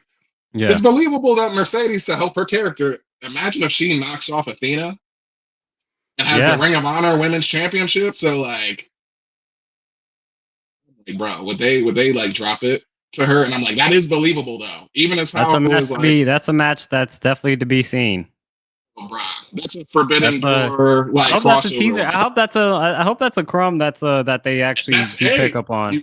You gotta listen, man. She said whoever's training her should be ashamed of themselves. What? Okay. I see you got 4. All right. I mean, Mercedes is that bitch too, but hey, don't be disrespecting Athena. I'm just saying. Yeah. So I had to point that out. Like, good call. Good call. We both agree. Yeah, go ahead. The mid, Steve-O, Mike Bailey, and Ricochet, both earning a shot at Kenny Omega in the international title dynasty. Yeah, this is a great match. Like, man, that spot win. Actually, sorry, let's not talk about spots. What was your immediate thought? Decision done. What's your thought? Similar to the Rhea, Io, and Bianca situation. I get what you guys were trying to do. I get how we got to this position. I typically don't like when matches end with these double winner decisions, Hmm. especially how they're executed. I wasn't a fan of how this was executed. Um, as far as like the finish, like the match itself was great. I just wish that I get how we got here. I just didn't like the finish. Yeah. I thought there's a lot of holes to be poked at as far as like how that pinning combination happened and Hmm. who actually won the match. Because even in that situation, I'm pretty sure like did the ref already had count one by the time Ricochet had got on top? Like there's just too many holes to pick apart. You're better off just having two guys fall on top of one person than to have Yeah. Ricochet at the last second trying to like come on top and sneak. But again, that fits with Ricochet's character. So there's certain things where I'm like, I understand how we got here. It may not be 100% the way I would have did it, but I don't hate it. But I'm like, I wish I would have did something different. That's just my opinion. I get you. Yeah, it definitely fits with his character because he's kind of there is that like edge, ultimate opportunist to him, where you know, he knows he's outmatched and stuff, but he'll sneak and win no matter how he has to. And I think that's a good point because I didn't even think about like if Speedball had him down like already, or the ref counted one, you know, already. Mhm. But I definitely remember, him like jumping and getting the bridge on him, getting his legs down, and like his legs were on the rope, you know, just cheating even more so, even more of a reason that he shouldn't have this opportunity. But hey, he's getting in where he fits in, you know what I'm saying? So, uh, yeah, but the match itself was awesome. Like when now I'll talk spots. Mark Davis Mhm. pulling Ricochet up like by the legs into a fucking a pile driver. That was sick. Or he pulled Speedball up into that. I forget which one. That was like a sick like that almost looked uh like Brody King's gory bomb, kind of like his finisher. Because it's a power bomb, but you know, he spikes you so hard that it almost you're basically folded almost into a pile driver ish ish ending, you know, impact wise. So that was my thought, but yeah, that was my spot in the match. So this is the best character. I mean, we can keep saying this is the best run Ricochet's had. He's a full character, so glad for him. Glad Speedball is making himself present. You know what I'm saying? Just immediately, and there's still meat on the bone with like you know Mark Davis. Like he's part of the Don Callis family. You know that shit can go on forever. Just fuck Will Ospreay. He just got added to that, so Yeah, he'll but be he is healing it up also for a just bit. kind of acting like a fall guy in many situations. Like he was in the cage match and ended up, Yeah. He's the one that brought the weapons in. yeah, you know what I'm saying? Like he's just taking a lot of L's recently that I'm like, okay, like what are we doing? Um Also, speaking of what are we doing? I mean, we had talked about, you know, a potential combining of the continental and the International. international championships and having that Okada versus Omega match. But right now, it seems like we're set up for a triple threat between Omega, Ricochet, and Speedball. When do you anticipate? Do you still anticipate that happening? And if we do, like, when do we anticipate an Omega Okada championship? All in. That's all in Texas. That's their biggest show of the year. That's theirs. So that's Is what I that would like in say. July? Yeah, I brought the list up because I knew this was going to come up again. Here's the shit out. List of AEW pay-per-views. Okay. Okay. All in July 12th. Yep. All in Texas. Yeah. They're doing a little bit of like WrestleMania posing. You notice that during the show? Well, they'll kind of like they have like an all-in sign in Oh like the yeah, no, there's background, and then definitely they'll kind of like all kind of like turn and kind of like do a little yeah, WrestleMania kind of yeah. pose, and I'm like, oh, that's cute. I've noticed the all in. Yeah, the all in. Yeah, that's there. So That's dope. yeah, that's their Anything main else side. from the coffee shop? As I take a sip of my coffee. Yeah, let me look. I care about this new the tiny shit a little bit more.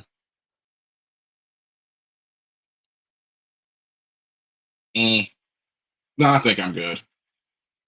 All Yeah, right. that's all the important notes. Well, we can now head over to the little park bench and get ready to open up our books and get our pinkies out for the Book of Wrestling.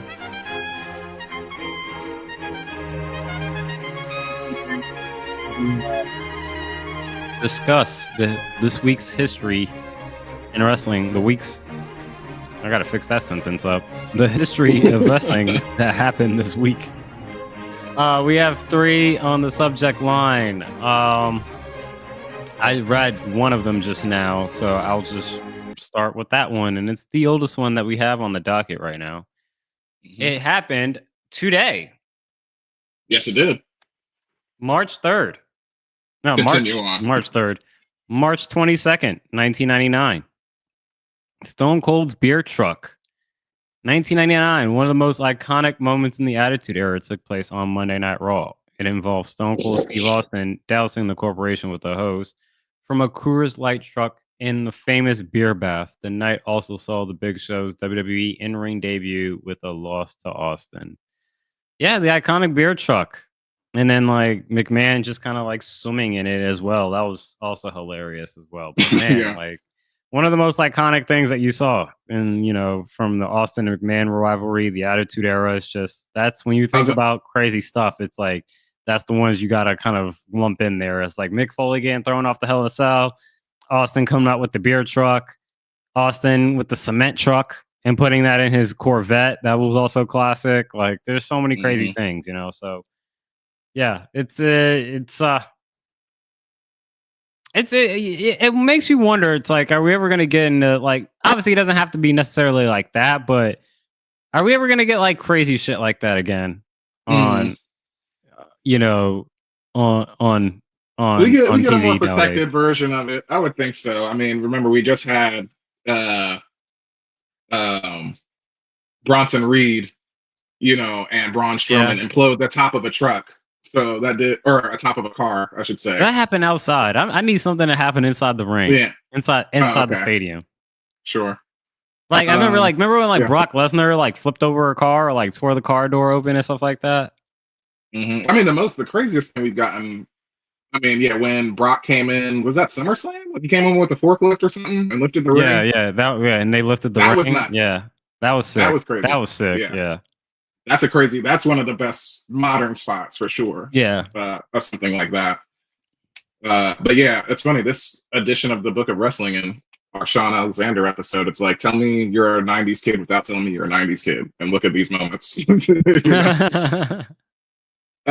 Because the second one that's also in here is March 18th, 2002, the debut of Brock Lesnar. Man, if you don't remember, I did put his debut in here, but he debuts during a tag team match where he just interferes with the Dudley Boys, and really it's poor Spike Dudley that takes all of the punishment, because that's what I remember mostly is him taking 3 consecutive power bombs. Power bombs. Power bombs, like when he had him in the cradle, power bomb, lifted him up and did it again, and lifted him up and did it again. Maven takes an F5. This other guy that I don't recognize right now takes a spine buster to this trash can. And yeah, after the final spot is Spike getting triple power bombed and Paul Heyman raising his hand. And we got the debut of the next big thing, Brock Lesnar, who's one of the best, I think we can say for sure, one of the best American combat sports athletes ever. Because you add to the legitimacy of like him being a UFC champion. And also, even in a wrestling sense, he's a former NJPW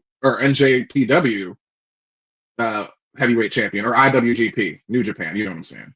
He's a former New Japan heavyweight champion. So when you are raised in Minnesota and working on a farm like that, I assume just moving bales of hay and shit, that's how you turn out, dog. Like that's a different kind of genetics with Brock. But yeah, he's been a beast for a long time. So semi shout to him from his debut. I was saying that's Al Snow in the video. Oh, Al Snow. That's who that is. Everybody wants head. Yeah. Everybody needs head. Okay, final one here. Oh, that's from Coinciding last with week. his promo. Oh Coinciding no, with that's his promo. I put that up. I put that up earlier this week. That's how long it felt when I put this fact up. I was like, this is from last week. I was I like, know what no, you. this is Yeah, I from know exactly what you're saying. Yeah, because I'd be like on the Notion doc, and I'm like, dang, did I actually fill out the Raw shit? I did already, and I'm like, I gotta remember the match. And that shit feels like forever. Yeah. right. Yeah. On the day that he cut his first heel promo in his career, I guess in the long length of his career, March 3rd, March 17th. Oh, I'm totally messing up. March 17th, 2005. John Cena's first time using "My Time Is Up." "My Time Is Now" entrance music. Didn't last for long, as if you watch the video clip, because he kind of like rushed to the ring, but iconic nonetheless. And that was during the whole conversation this week of whether John Cena was going to get new entrance music, and nope, he came out to the same music that he's been coming out to for the last 20 some odd years. So iconic. And it just so Exactly 20 happened to years. be exactly 20 years to the day John Cena cuts a heel promo talking about how the fans let him down. Man, I miss the giant fist SmackDown. Yeah. Like I said, like the different stages were awesome. I understand like minimizing the stage for more crowd and shit, but it's like, bro, when they had like, what was it, Judgment Day, and they had like all the destroyed cars and shit like on the ramp, I'll be like, yeah, that's sick. I remember Backlash one year, they had like swing hooks on the side of the entrance. I was like, God damn, this is crazy. They used to go all out for those pop-up show stages. That was always pretty dope. All right, let's make our way over to the boutique. Final show of the week for wrestling, SmackDown. And you have this as a primo. I have this as a shake. So why discrepancy? Probably an obvious thing of like, we're ready for the match versus proximity to the match. You know what I'm saying? This will probably be, shake 2 weeks before Mania. Yeah. Finally getting all three of them in the ring. It's just as simple as that. All three of them like airing their grievances, and like I said, semi-confirmed, because nobody actually said this match is happening, but we're fans and we're booking it. So yeah. I would say, like, I do like the fact that this is the first time all three of them were in the ring, but again, this is kind of one where you look at the time of how much time was left in the show, and I'm like, man, I wish this kind of started the show rather than ended it, because I felt like this was just kind of this was kind of hitting notes rather than actually going through a segment where each of these guys can kind of get their issues off. Rather than, it felt a little rushed just because of the lack of time left in the show. So that's why I have it in shake, because I felt like there's a lot more that could be bitten off, but we didn't really see anything too crazy outside of, it's like a contract signing. It's like, okay, yeah, we knew this was going to happen. I will say, just like note, like the fact that CM Punk stays on the ropes, like elevated above Roman and Seth the entire time. I thought that was like an interesting little... I like how CM Punk called him Grimace. Seth Rollins Grimace. Yeah, with all the purple on. It's like, dog, like you wearing Becky's clothes and shit. Like, fashion is fashion, but nigga, like, chill out, bro. Like, I hear you, but he was on Rich Eisen this week too, Seth. Oh yeah, was he? Yeah. Mobile, obviously. He was in the car going to dinner because they're in Italy, so. Yeah, I know he's supposed to be on Good Morning Football for like the next 4 days, starting like Monday through like Thursday or something like that. Yeah, I'll look forward to that, because I haven't watched Good Morning Football in forever. Like that was honestly my favorite football show, probably. Still a great show. It's really, I mean, take it too far back. Sports Nation, come on, where's Michelle Beadle? Like, that's my shit. But either way, got a podcast. I listen to that one, but that's why I have it there. I mean, obviously, we're not booking now. This is not predictions, but right now, like, do you have a reasoning of who you would pick to win right now? Yeah, I said Seth. Seth is Well, is going over. besides the fact that he's your guy, do you? No. have Like a I said, reasoning? Seth is going over because, again, I think there's a little bit more. Well, I okay. think so. I think If I have to put story logic to it, there's really nothing story logic that makes me lean to Seth. I It's think right now. It's just knowing that. I think there's more of an issue. Paul Heyman is the biggest dividing line between Roman Reigns and Seth Rollins. No, not Roman Reigns and Seth Rollins. Roman Reigns and CM Punk. Mhm. And again, there's always that favor that Paul owes Punk. And so for Seth, he just hates both of these guys. And so for him to just like get the win, it's kind of like the Rhea and Bianca situation. It's with Io in there, right? It's you're coming out of it because the other two hate each other so much that they kind of take themselves out of it. And so you're able it's to get funny the because win. I would say CM Punk is EO in that situation. Honestly, if I was to like make a direct comparison, just Yeah. because Seth and Roman have been so protected from each other, you know what I'm saying? Like being on different shows and everything, and like CM Punk is high key the one that is bringing them together. You know what I'm saying? Like in kayfabe in a sense because of so much hatred revolving. But Yeah. I would have Seth winning right now, just because I think he's the most face of them all, which Mhm. is hard to book. Just because I would have Io winning face or the most face in that situation. Seth is the most face in this You situation. say CM Punk. You said Seth is more face than Punk right now.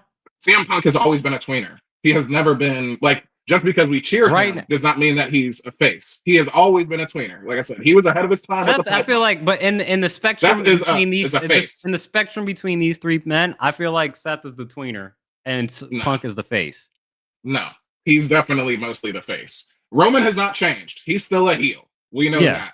CM Punk, despite the crowd loving him, obviously, and chanting his name, he hasn't changed. All that stuff that Seth says is true. As far as like business and like kayfabe, like story plot line wise, like we don't see that as a bad thing. But that's a vice that Seth has with him. Like you try to tear us down and all this type of shit. It's like, oh no, I would just have that. But I said it would be complicated to pick him just because it's like I would have Io winning the most face out of that, and I would also have Jay is gonna win night one for sure. So it's like those are already two big ones. It's like is Seth gonna do it? But that'll be my pick right now. We got plenty of time before we actually lock that in. I'm firmly locked in that. And he's lost. Seth is winning. He lost twice last year. You got to remember that he lost twice in one WrestleMania last year. I'm saying that's why, it's hard. If you ask me for storyline reasons why Seth is winning, I haven't seen it yet. As far as what the TV product has provided me, if you tell me, if you ask me to give me my full breadth of reasoning why, it's a lot of non-kayfabe reasons. Yeah. For why I think Seth Rollins is pinning both Roman and CM Punk at the same time. Like, there's no way this man is losing this year. Yeah. I mean, Grant, that's already saying a lot with fucking Roman. Because it's like, yo, you're going to pick Roman to lose twice in a year? Or back-to-back, effectively? You know what I'm saying? Losing the title and then losing to Seth? But, I mean, that's what I'm picking. So, yeah. I'm picking Roman to lose right now, which that's crazy. 2 years in a row at Mania. Hey, it's got to happen, man. Rock lost like 3 years in a row, man. He got screwed by Vince McMahon twice, back-to-back years. Like, come on now. So it ain't nothing for Roman to lose. Let's get to our mids. Liv beating Jade and then following the Naomi beatdown of Jade. I liked all of this. I like that Jade. I like that Liv got the win and that Jade didn't get the win just because of size and just coming back and all the reasons why someone in Jade's position. Not saying that Jade is not a good wrestler or she doesn't deserve it, just more of the archetypes of how wrestling typically works. Jade would typically get the win in this situation because she's a returning character and then trying to show strength and whatnot, yada, yada, yada. But Liv is, what, 3-time women's champion? 3 times tag team champion? Like, she's an accomplished wrestler. She ain't nothing to sleep on. And so the fact that, like, Liv wins this match is 100% the way it should be going. Regardless if Naomi interferes or not, Jade is not at the level of Liv Morgan right now. Yeah. So Liv should be winning this match. And on a non-kayfabe, I like the fact that Liv is getting shown as a pair of good hands, that she can be put in the ring in a match with Jade and be like, "You're Jade. Liv is going to make you look good," and she did. Yeah. And then the Naomi beatdown afterwards. My whole thing with Naomi is that she's been so super clean babyface for most of her career that it's kind of hard to see her be a heel. And I think what this beatdown showed, at least as far as like demeanor and, you know, personality, she could definitely be a heel. She definitely came off really great as a heel in this beatdown. Now, I do wish that, you know, when she does have more time to have her promos, because we really haven't heard her speak recently, I want to say, since like probably when she got beat down by Jade a couple weeks ago. But I want to hear her like mic work and see if that how that progresses along as like a heel. But I do think Naomi has all the tools to be a really great heel. In you know, the next however long she's going to be a heel and whatnot. But she looked really good as well. So the whole segment got me really excited and invested. So this is Mid Rising. Yeah, I appreciated it as well. Not to just be a basic bitch with it, but she looked great. And Yeah. that, you know, because the whole thing is like whenever you're a heel, you just switch to black.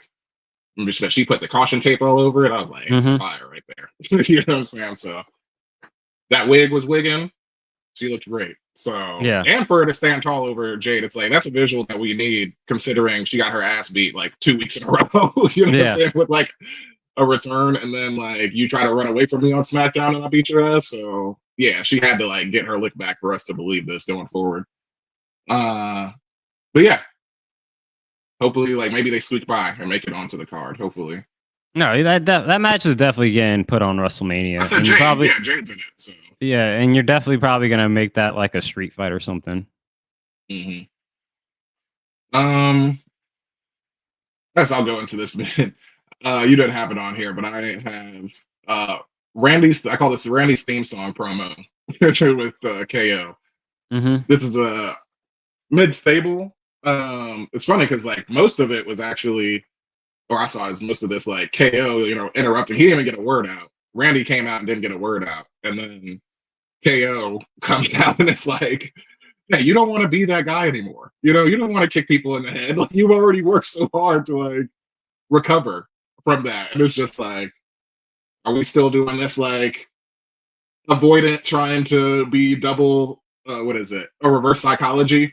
You know what I'm saying? On Randy Orton, which I just thought was like, actually, I'll call this mid-low, like mid-decreasing, because now I think about it, I'm like, that's so simple. You know what I mean? But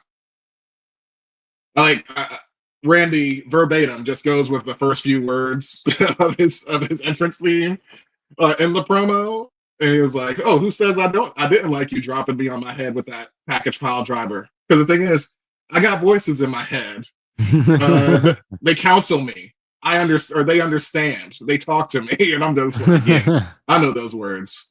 I know exactly what you're saying, Randy. We're getting back to that Viper, the punting Viper. So that punt's coming, and that's another face win. So hey, I don't know why I brought that up. Never mind. We don't got to talk CM and all that stuff. Yeah, we'll see. Like I said, we got to confirm pretty much that Randy Orton, Kevin Owens will be happening at WrestleMania. So at least that posted graphics out. So that's a single match for all the people that are worried that there's too many multi-man matches. Here's a single match for yourself. So yeah. Other mid that we have on that we agree upon is Street Profits over Los Garzas. Overall, I mean, Street Profits came out. It's funny, they came out with this is one of my shakes as well. I first wrote new, and then I quickly learned that this is not really new. This is their old heel music. Verse. But yeah, it's like their old heel music, it just remixed a little bit to be updated. But no, it's cool. It's cool. You know, like I think it's gonna definitely take some time to get used to with transition, but it's not too bad. But yeah, they came out. It's funny, they're supposed to be, I guess, I don't know if they're heels quite yet or if they're tweeners, but they're pretty much getting a face reaction Not to mention SmackDown was in Bologna, Italy. I think that has to do with it. Just the fact that it's, that crowd specifically. But yes, they were definitely working face this entire time, which I was like, all right, that gives credence to like what you were saying. I was like, oh, they actually didn't go heel, but I'm like, I get it. I think they're more heel, but I think in the situation and how the crowd, in this it's situation, they're playing the face card, but you got to play the crowd, But the match was great. Street Profits look great. The new demeanor is great. There's nothing to complain about. And again, I just hope that this eventually leads its way into, some type of fatal 4-way TLC match at WrestleMania. Mm-hmm. With the Street Profits retaining the championships. Yeah, for sure. I want that. Give me that triple threat. Or give me a fatal 4-way, actually. Let's take That's what I'm saying, man. DIY, Garza's, and what you call it? Your boys, Pretty Deadly. Hopefully they would be in it. They got their title shot now. So they came out during the promo, so it's like they're involved. Mm-hmm. And Motor City Machine Guns. There you go. That was the last one. It'd be a 5-way. Yeah, there you go. 5. Give it to me. I don't give a shit. Then people in a TLC match, that'd be dope. Jesus Christ. I wonder what's the safety limit on a TLC match, how many people you can have in it.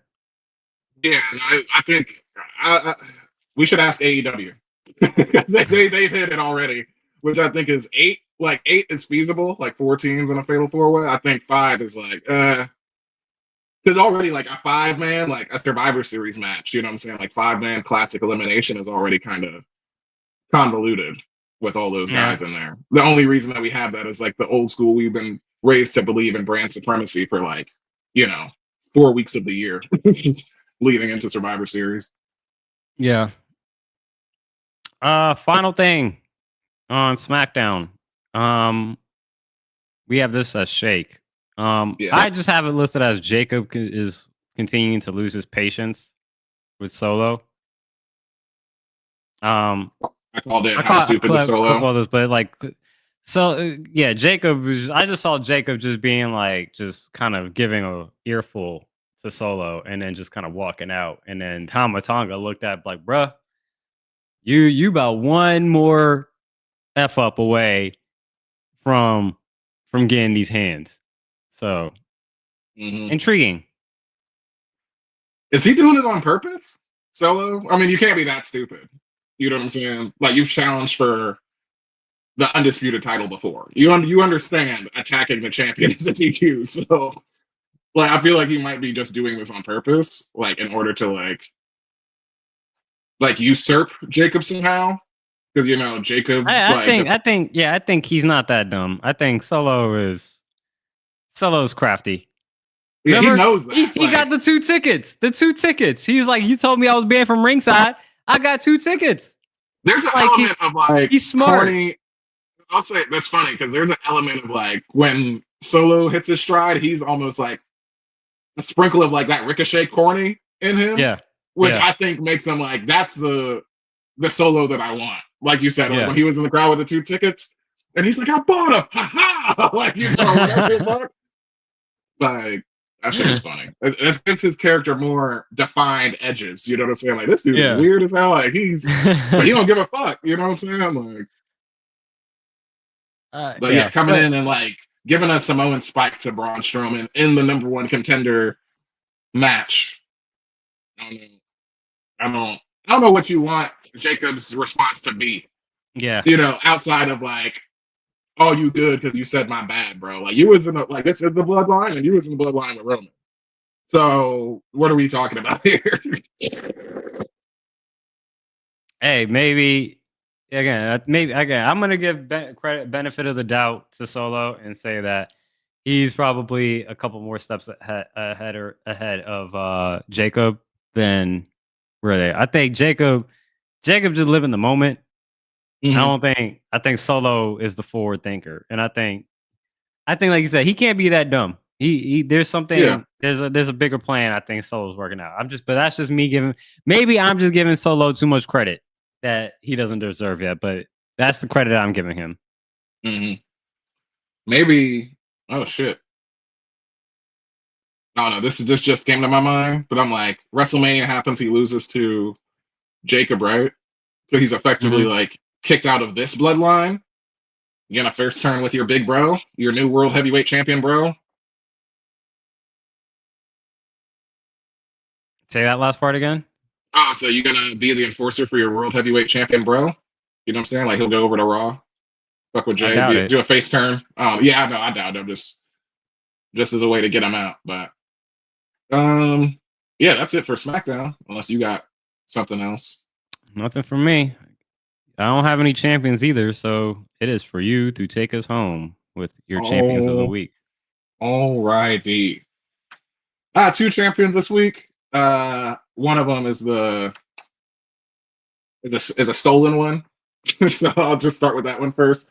This is the 6 trophies where we get this idea from. The Dominic Toretto, I live my quarter mile at a time for making short-term decisions and not thinking about the long-term effects. Mistakes. Lyra Valkyria in the backstage segment of Raw going up to Bayley and being like, hey, after I'm done with defending my title against Ivy, I want you to know I can't get you beating me out of my head. So you got the next shot at the title. Bro, do you want to keep your title? Like, do you want to keep it? Like, this is what I'm talking about. You want to like, yes, I understand you're a fighting champion. You want to be the best, but like, there's also an element of just like we would say, watching tape, being smart. Yeah. That's a Grand Slam champion. She's the one. If anybody would probably take this off of your hands, if it is before Becky, because that's the other common theory. Bayley's the first Grand Slam. She'll probably be the first like mega Grand Slam. Getting the new Intercontinental and U.S. titles too. Why do you want that smoke, bro? Like it doesn't make sense. Like, fighting champions, the last time you really that's the problem with fighting champions is like they just can be too illogical sometimes. This is like, bro, like I get you want to fight everybody, but like that doesn't mean you have to fight everybody like in the moment or like so quickly. Just be like, yo, I want to fight you again. Give me 2 weeks to do my research, do my game plan, like something. Like, come on now. Not to mention that Bayley being an obvious baby face vet. The first thing she says is like, hey, focus on your first match before you think about me. You know what I'm saying? It's like, I shouldn't have to tell you that title is the most important thing to you. And you walking around like giving fucking great offers to vets, like future Hall of Famers and shit. Like, what are we talking about? Lyra, you are not thinking at all. Like, but that's why she gets that stolen trophy from 6 trophies. Thank you, Jason and Shay. My other champion of the week is the Rose from Titanic. It's been 82 years. And this is going to Indy Hartwell and Donovan Dijak. You can probably guess who Donovan Dijak is, the former Dominic Dijakovic in NXT. But they both have made televised, or I'll say major not televised, but major indie company returns this past week, with Indy Hartwell making her re-debut into wrestling at the Renegades of Wrestling, which is a women's only Australian-based wrestling company, where she went on to become the 3rd ever Renegades of Wrestling women's champion. So great for her. And like I said, I'm a fan of romances. Indy will always be in my heart for Index.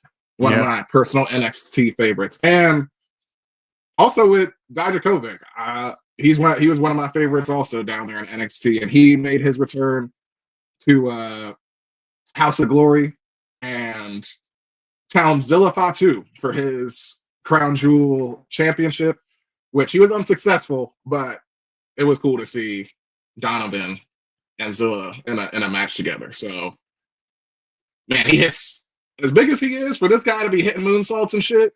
Perfect. You're like, God damn, It just really takes me back to Keith Lee and him. That was the best like rivalry he ever had. That shit was awesome. And I didn't put it on. Yeah, so those are my champions of the week. The return of some of my favorites.